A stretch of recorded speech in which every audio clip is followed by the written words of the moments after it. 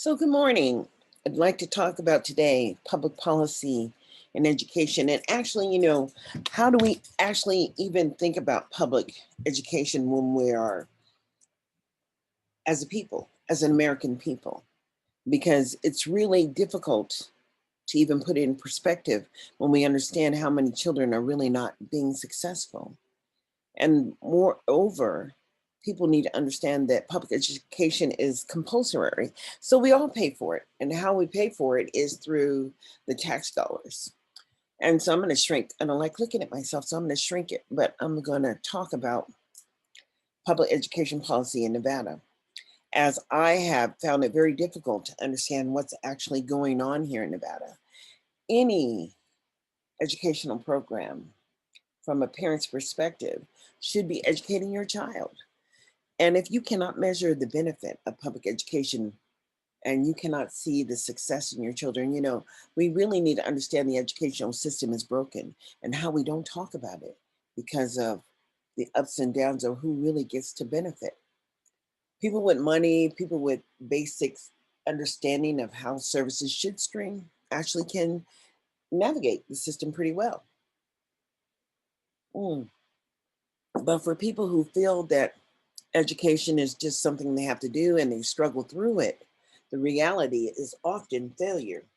We have two different types of systems running side by side. We have the prison industry, and then we have the public education system that's supposed to help you reach your educational goals and your standards, or your, what do you call this, lifetime stability.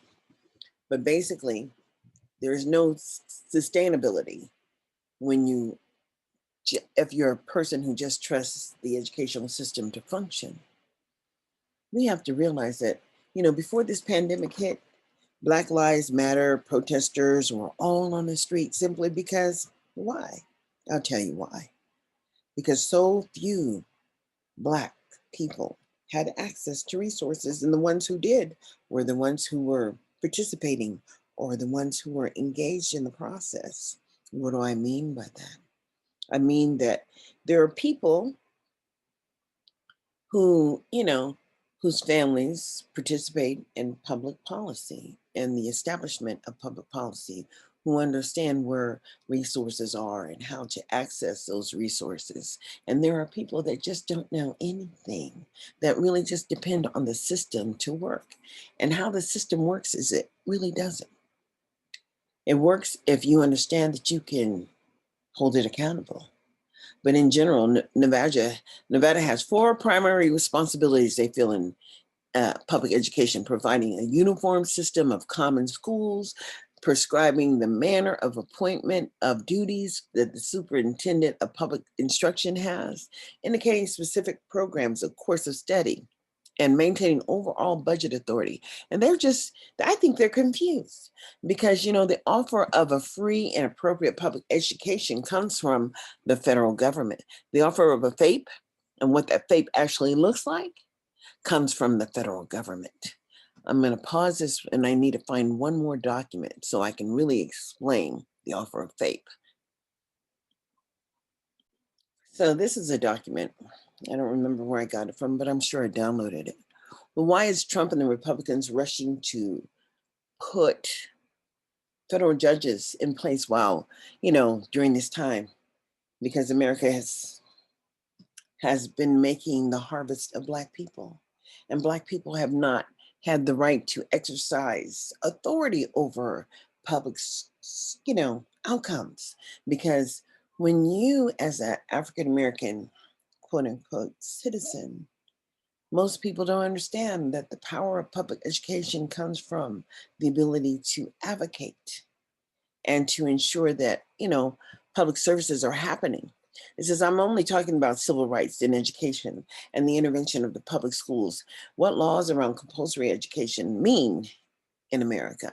What is legislation around public education for Black people? Is it just the plantation? I can see it's the plantation, as Nevada, and California actually ended the high school exit exam. What am I talking about? In California, a couple years back, they had the Casey High School as the exit exam. And California decided to eliminate it. Why?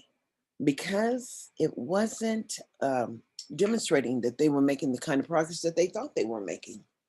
So this is an examination created by the Department of Education that was previously mandated and administered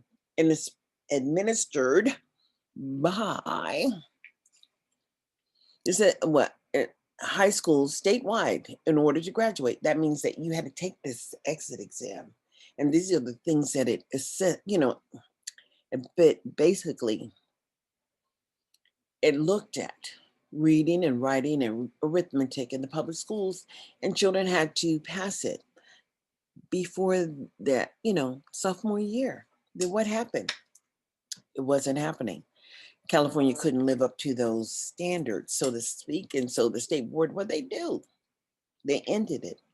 What is compulsory education? It refers to the period of time, refers to a period of education that is required by all people and imposed by governments. Depending on the country, this education may take place in registered schools, at home. Compulsory education differs from compulsory attendance, which means that parents are, what is that?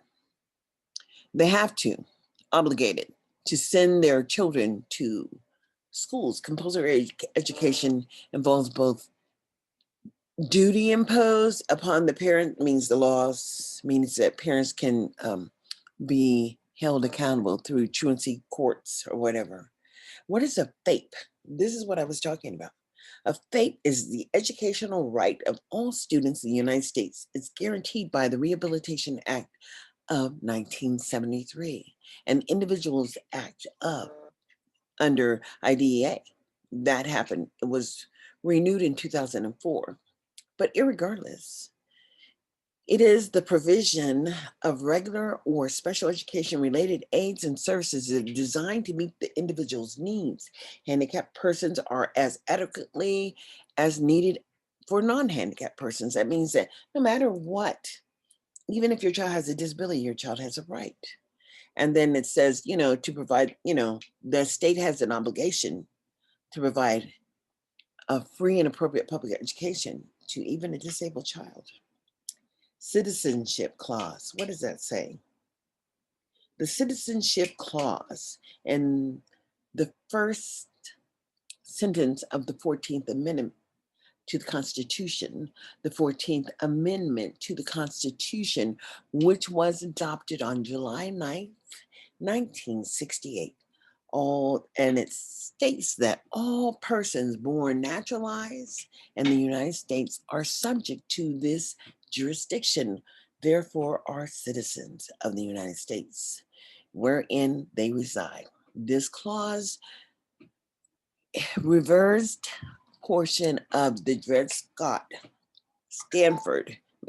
versus Stanford decision, which had declared that African Americans were not and could not be a part of the citizens in the United States or enjoy the privileges and the amenities of citizenship. But that's just, that's kind of crazy because they let everybody else come here and everybody else comes here and they are afforded equal rights as immigrants. And when I'm telling you that public education is not public education in so many states, that it should make a difference when immigrants come here and they covet our public education system.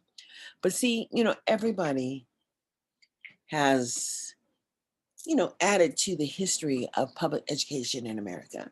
And why are Black children still failing?